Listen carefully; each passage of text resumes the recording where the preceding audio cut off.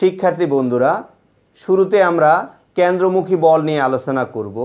আমরা জানি কোনো বস্তুর উপর বাহিরের থেকে বল প্রযুক্ত না হলে এর বেগের পরিবর্তন হয় না। আবার কোনো বস্তুর বেগের দিকের লম্ব বরাবর বল প্রযুক্ত হলে এর মানের পরিবর্তন হয় না, কিন্তু দিকের পরিবর্তন হয়। কোনো বস্তু যখন বৃত্তাকার পথে ঘুরে তখন সমদ্রুতিতে ঘুরলে তার বেগের মানের পরিবর্তন হয় না, কিন্তু প্রতিনিয়তই দিকের পরিবর্তন হয়।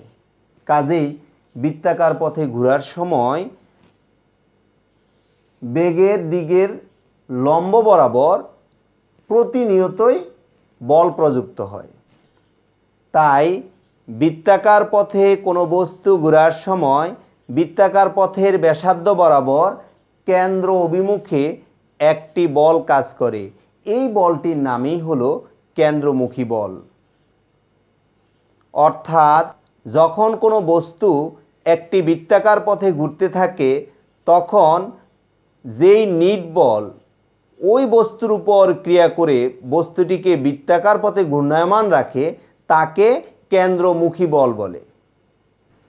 কোনো বস্তুকে বৃত্তাকার পথে ঘোরানোর জন্য নানাভাবে বল প্রয়োগ করা যায়। যেমন একটি সুতার এক প্রান্তে একটি ঢিলকে বেঁধে অপর প্রান্তে আঙ্গুল দিয়ে ধরে যদি ওই ঢিলটিকে সমদ্রুতিতে বৃত্তাকার পথে ঘোরানো হয় তাহলে আঙ্গুলের দিকে সুতা বরাবর একটি বল উৎপন্ন হয়। এই বলের নাম হলো কেন্দ্রমুখী বল। কেন্দ্রমুখী বল উৎপন্ন হওয়ার জন্য ঘূর্ণায়মান বস্তু এবং ঘূর্ণন অক্ষের কেন্দ্রের মধ্যে সংযোগ থাকতে হবে এমন কোনো কথা নেই। কোনো বস্তু যখনই বৃত্তাকার পথে ঘুরে তখন ওই বৃত্তাকার পথে ঘোরার কারণে তার কেন্দ্র অভিমুখে যে বলটি উদ্ভব হয় তারই নাম কেন্দ্রমুখী বল।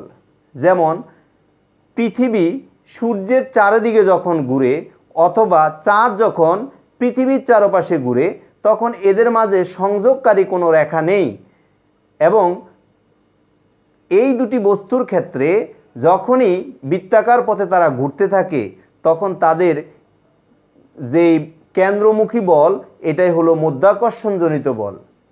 আবার নিউক্লিয়াসকে কেন্দ্র করে ইলেকট্রন যখন বৃত্তাকার পথে ঘুরে তখন ইলেকট্রন ও নিউক্লিয়াসের মধ্যে কেন্দ্রমুখী বল হলো স্থির তড়িৎ বল। এখন দেখব এই কেন্দ্রমুখী বলের মান আমরা কিভাবে নির্ণয় করতে পারি।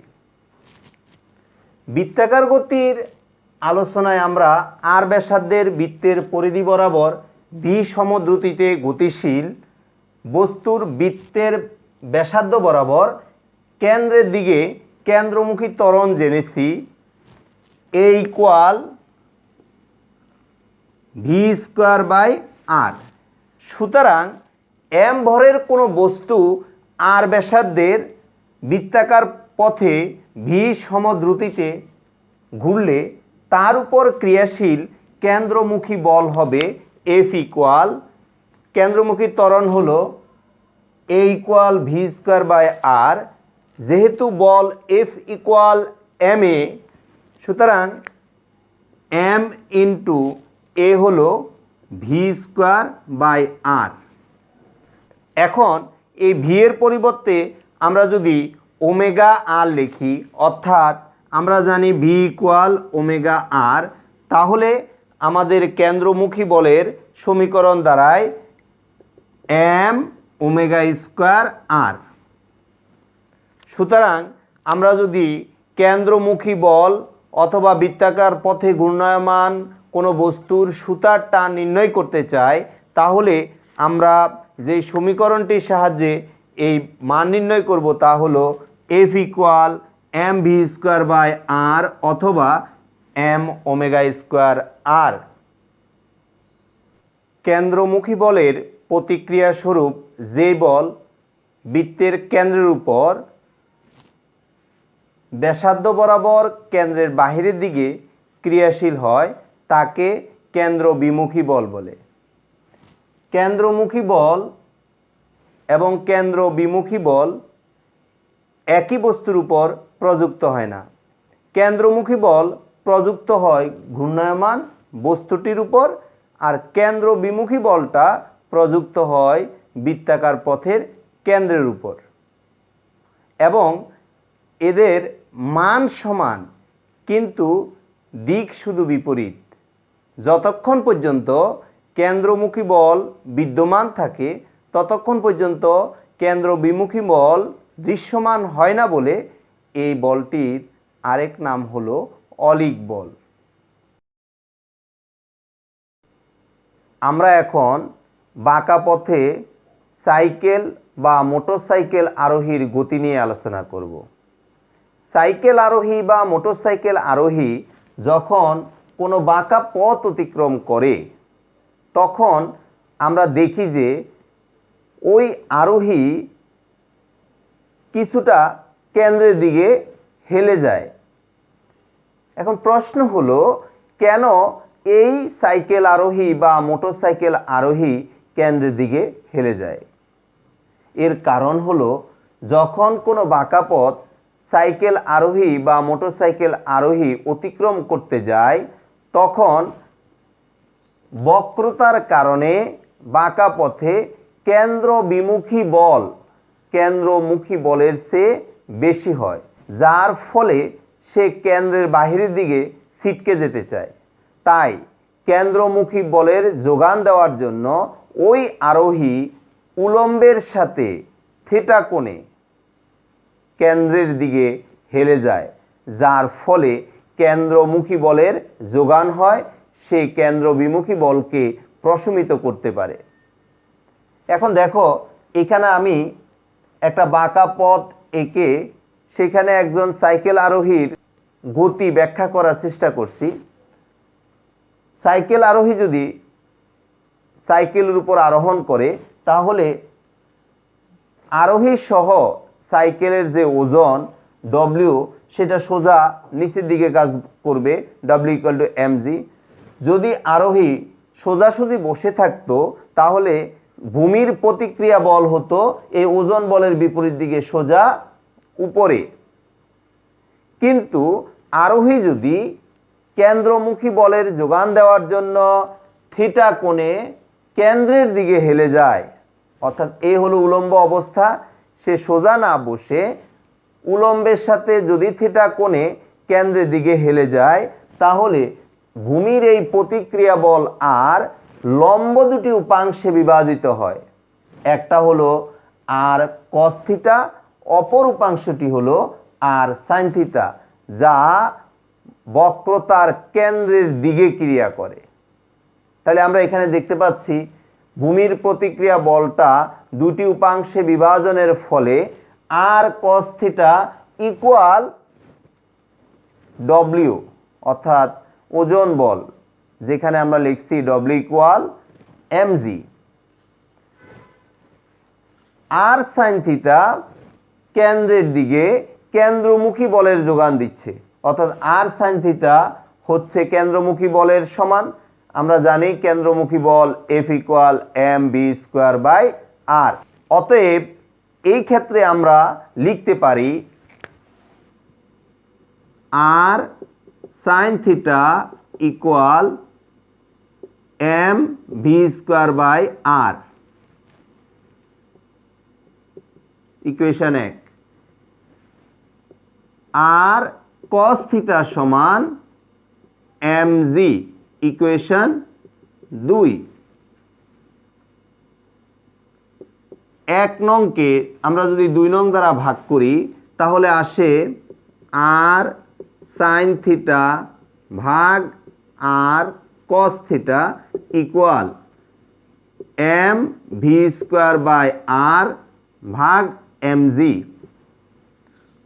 হর ও লব থেকে আর যদি বাদ যায় তাহলে এখানে থাকে টেন থিটা সমান এম এম বাদ গিয়ে ভি স্কোয়ার বাই আর জি। অর্থাৎ বাঁকা পথে সাইকেল আরোহী বা মোটর সাইকেল আরোহী যদি থিটা কোণে কেন্দ্রের দিকে হেলে যায় তাহলে আর বক্রতার ব্যাসার্ধের একটি বাঁকা পথ সর্বোচ্চ যে নিরাপদ বেগে ওই সাইকেল আরোহী ঘুরতে পারবে সেটা হলো ভি। এখন এই বাঁকা পথে যখন কোনো গাড়ি বা 4 চাকার কোনো যানবাহন এই বাঁকটি ঘুরতে যায়, তখন তার ক্ষেত্রেও দেখা যায় কেন্দ্রবিমুখী বল বেড়ে যাবে, তাকেও কেন্দ্রমুখী বলের যোগান দিতে হবে। কিন্তু যেহেতু 4 চাকা বা 3 চাকার যানবাহনের পক্ষে কেন্দ্রের দিকে হেলে যাওয়া সম্ভব নয়, তখন আমরা রাস্তাটাকে এমনভাবে সংস্কার করব যেন ওই বাঁকে সাইকেল আরোহী যেভাবে কেন্দ্রের দিকে হেলে গিয়ে বাঁকটি ঘুরে যায়, ঠিক একইভাবে 3 চাকা বা 4 চাকার যানবাহনও যেন সেখানে কেন্দ্রের দিকে হেলে যায়। এজন্য রাস্তার বক্রতার যে পাশে কেন্দ্র তার বিপরীত পাশকে স্বাভাবিক থেকে সামান্য উঁচু করে আমরা তৈরি করব।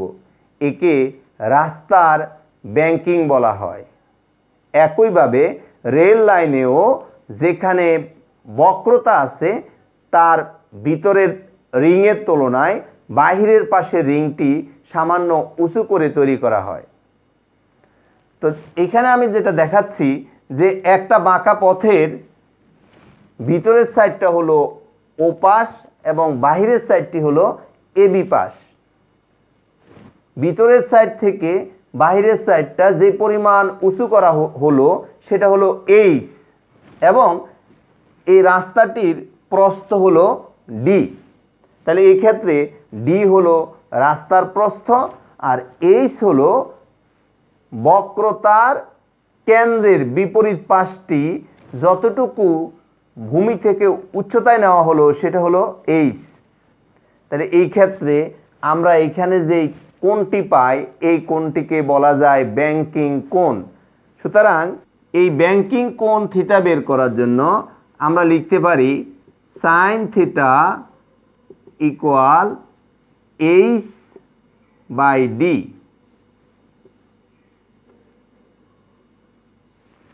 এখন এই বাঁকে সর্বোচ্চ কত নিরাপদ বেগে ওই যানবাহনগুলা বাঁকটা ঘুরতে পারবে তা আমরা ওই যে সাইকেল আরোহীর ক্ষেত্রে যে বের করলাম যে tan theta equal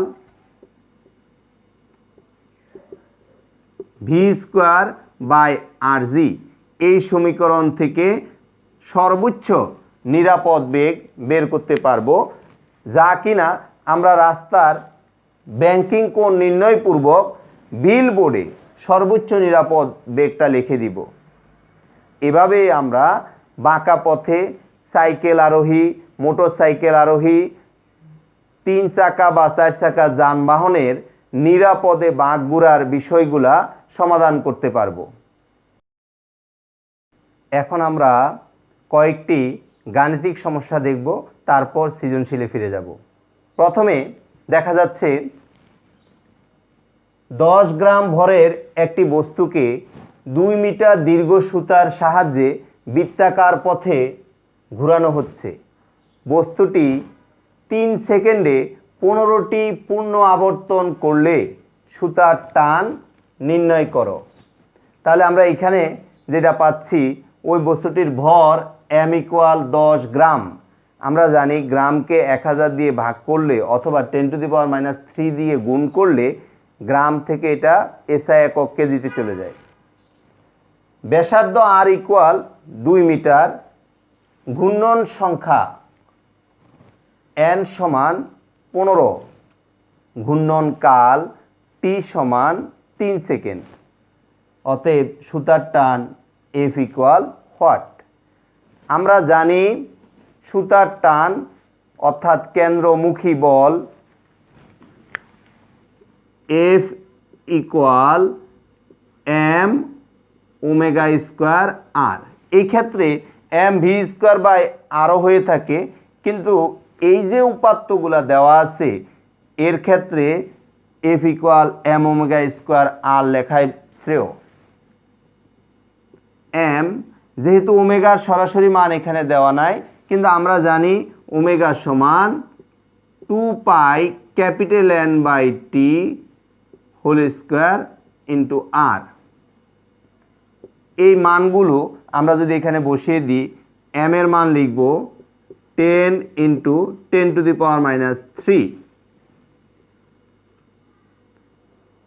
2 × 3.14 × n 15/t হলো 3 হোল স্কয়ার ইন্টু r। এই মানগুলো বসিয়ে আমরা ক্যালকুলেশন করে পাই 19.74 নিউটন। এখন আমরা এই প্রশ্নটি সমাধান করার চেষ্টা করি, যেখানে লেখা আছে 200 মিটার ব্যাসার্ধ বিশিষ্ট একটি বাঁকা পথে 50.4 কিলোমিটার/আওয়ার বেগে গাড়ি চালাতে পথটি কত কোণে কাত করে রাখতে হবে? রাস্তাটির প্রস্থ 1 মিটার, বাইরের পার্শ্ব ভিতরের পার্শ্ব অপেক্ষা কত উঁচু করতে হবে যখন g = 9.8 মিটার/সেকেন্ড²? তাহলে সমাধানের জন্য আমরা দেখতে পাচ্ছি এখানে পথের ব্যাসার্ধ r = 200 মিটার, গাড়ির বেগ v = 50.4 কিলোমিটার/আওয়ার। কিলোমিটারকে মিটারে নেওয়ার জন্য 1000 দিয়ে গুণ, আর আওয়ারকে সেকেন্ডে নেওয়ার জন্য 3600 দিয়ে ভাগ করলে আমরা পাই 14 মিটার/সেকেন্ড। অভিকর্ষ ত্বরণ g = দেওয়া আছে 9.8 মিটার/সেকেন্ড²। রাস্তার প্রস্থ d = 1 মিটার। তাহলে আমরা ব্যাংকিং কোণ থিটা সমান বের করব এবং ভিতরের পার্শ্ব অপেক্ষা বাইরের পাশের উচ্চতা h সমান আমরা বের করব। তাহলে এই ক্ষেত্রে প্রথমে আমরা যদি ব্যাংকিং কোণ বের করতে চাই, আমাদের যে সূত্রগুলো জানা আছে যে sin θ = h/d, এখানে প্রয়োজনীয় মান নেই বলে আমরা দ্বিতীয় যে সূত্রটা পেলাম সেটা হলো tan θ = v²/rg। tan θ v এর মান আমরা এই ক্ষেত্রে পাচ্ছি 14, তার স্কয়ার, r এর মান 200 ইন্টু g এর মান 9.8। θ = tan ইনভার্স 0.1 = 5.71 ডিগ্রি, অর্থাৎ রাস্তার ব্যাংকিং কোণ 5.71 ডিগ্রি। রাস্তার প্রস্থ d = 1 মিটার। তাহলে ভিতরের পার্শ্ব অপেক্ষা বাইরের পার্শ্ব কতটুকু উঁচু করা হলো সেটা যদি আমরা h ধরে নিই, তাহলে আমরা লিখতে পারি sin θ = লম্ব h বাই অতিভুজ d। h এর মান আমাদেরকে বের করতে হবে, d এর মান আমরা পাচ্ছি হলো 1। সুতরাং h = sin θ এর মান আমরা বের করছি 5.71 ডিগ্রি = 0.099 মিটার, অর্থাৎ ভিতরের পাশ থেকে বাইরের পাশটা 0.099 মিটার উঁচু করতে হবে। এখন আমরা এই সৃজনশীল প্রশ্নটি সমাধান করি, যেখানে লেখা আছে 10 কেজি ভরের একটি দোলনাকে 8.4 মিটার দীর্ঘ রশির সাহায্যে বেঁধে একটি খুঁটির উপর হতে আনুভূমিক তলে বৃত্তাকার পথে ঘোরানোতে দোলনাটি 10.35 মিটার/সেকেন্ড² কেন্দ্রমুখী ত্বরণ লাভ করে। দোলনাটি প্রতি মিনিটে 15টি পূর্ণ আবর্তন করছে। উল্লেখ্য, রশিটি সর্বোচ্চ 991 নিউটন টান বল সহ্য করতে পারে। গতে যে প্রশ্নটি আছে, দোলনাটির ক্ষেত্রে বৃত্তাকার পথের ব্যাসার্ধ নির্ণয় করো। আর হায়ার অ্যাবিলিটিতে যে প্রশ্নটি আছে সেটা হলো 60 কেজি ভরের কোনো ব্যক্তি দোলনার উপর বসে একই কৌণিক বেগে ঘুরলে কোনো বিপদের সম্ভাবনা রয়েছে কিনা গাণিতিক যুক্তি দাও। প্রথমে আমরা গ নাম্বার প্রশ্নটি সমাধানের ক্ষেত্রে দেখতে পাচ্ছি যে আবর্তন সংখ্যা n = 15 এবং এই আবর্তনের সময়কাল t = 60 সেকেন্ড, কেন্দ্রমুখী ত্বরণ a = 10.35 মিটার/সেকেন্ড², ব্যাসার্ধ r = হোয়াট। আমরা জানি ওমেগা = 2πN/t। এখন 2 × 3.14 × n এর মান 15, t এর মান 60 = 1.57 রেডিয়ান/সেকেন্ড। আবার কেন্দ্রমুখী ত্বরণ AC = ω²r। সুতরাং r = AC/ω²। AC এর মান হলো 10.35, ওমেগার মান পেলাম 1.57, তার উপরে স্কোয়ার = 4.2 মিটার। এখন ঘয়ের ক্ষেত্রে আমরা গ থেকে কৌণিক বেগ ওমেগা সমান 1.57 রেডিয়ান/সেকেন্ড এবং ব্যাসার্ধ r সমান 4.2 মিটার পাই। ব্যক্তি সহ দোলনার ভর m = দোলনার ভর হলো 10 আর ব্যক্তির ভর হলো 60, দুটা যোগ করলে আমরা পাই 70 কেজি। সুতরাং আমরা জানি কেন্দ্রমুখী বল F = m/ω²r। তাহলে ব্যক্তিসহ দোলনার যে ভর সে m হলো 70 × ওমেগার মান আমরা গ থেকে পেয়েছিলাম 1.57, তার উপরে স্কোয়ার ইন্টু ব্যাসার্ধ হলো 4.2। ক্যালকুলেশন করে আমরা পাই 724.68 নিউটন। এই চিত্র হতে কেন্দ্রমুখী বল FC, ব্যাসার্ধ r, সুতার দৈর্ঘ্য L এবং সুতার টান যদি T হয়, তাহলে চিত্র থেকে আমরা লিখতে পারি cos θ সমান ভূমি বাই অতিভুজ। এই ক্ষেত্রে ভূমি মানি ব্যাসার্ধ r, যার মান হলো 4.2 এবং রশির দৈর্ঘ্য যেটা দেওয়া আছে 8.4 মিটার, তাহলে স্মল l এর মান 8.4 মিটার বসিয়ে আমরা cos θ র মান পাই হাফ।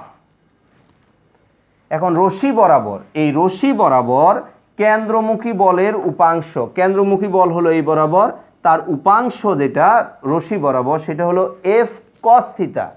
এখন তো F এর মান বসালাম আর cos θ র মান আমরা পেলাম হাফ, তাহলে এই মানটা আসে 362.34 নিউটন, যা সুতার বা রশির সর্বোচ্চ যে টান বল সহ্য করতে পারে তা হলো 891 নিউটন। এর তুলনায় কম বলে কোনো ধরনের বিপদের সম্ভাবনা নেই। আমরা আজকের লেকচারের সর্বশেষ সৃজনশীল নিয়ে আলোচনা শুরু করব, যেখানে একটা রাস্তা দেখানো আছে যার প্রস্থ হলো 8 মিটার এবং রাস্তার ভিতরের সাইড অপেক্ষা বাইরের পার্শ্ব 0.4 মিটার উঁচু এবং এখানে রাস্তার মধ্যে একটা গাড়ি দেখানো আছে এবং উদ্দীপকে বলা আছে 100 মিটার ব্যাসার্ধের একটা বাঁকে 30 কিলোমিটার/আওয়ার বেগে বাঁক নিতে গিয়ে বাস রাস্তা থেকে ছিটকে খাদে পড়ে যায়। গতে প্রশ্ন দেওয়া আছে উদ্দীপকে উল্লেখিত রাস্তায় ব্যাংকিং কোণ নির্ণয় করো। উদ্দীপকের আলোকে বাসটি খাদে পড়ে যাওয়ার কারণ গাণিতিকভাবে বিশ্লেষণ করতে বলা হলো ঘতে। শুরুতে আমরা গ নং প্রশ্ন সমাধান করব। এই গ সমাধান করতে গিয়ে আমরা দেখছি যে এইখানে রাস্তার প্রস্থ যদি আমরা ডি দ্বারা প্রকাশ করি, ডি ইকুয়াল 8 মিটার।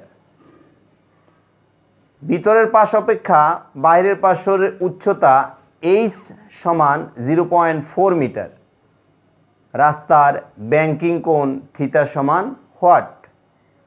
এই ক্ষেত্রে আমরা যে সূত্রটা অ্যাপ্লাই করব সেটা হলো সাইন থিটা সমান এইচ বাই ডি।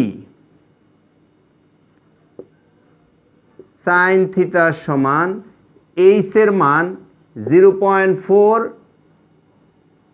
ডি এর মান হলো 8।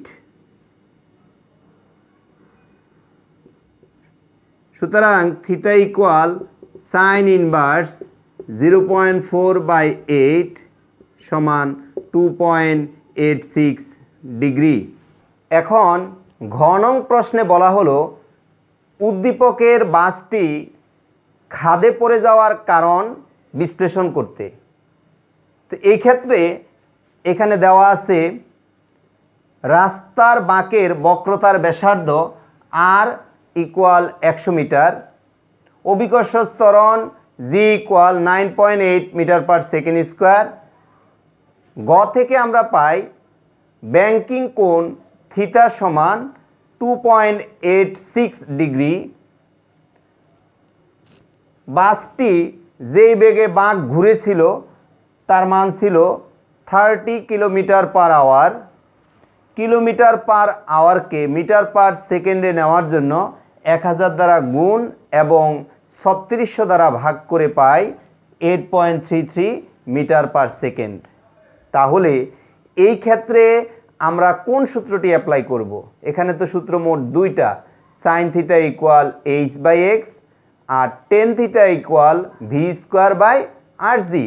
আমরা এই ক্ষেত্রে যে ব্যাংকিং কোণ রাস্তায় করা ছিল ওই অবস্থায় সর্বোচ্চ নিরাপদ বেগ কত তা আমরা প্রথমে বের করব, তারপর আমরা দেখব তার সাথে বাসটির বেগের কোনো কম বেশি ছিল কিনা।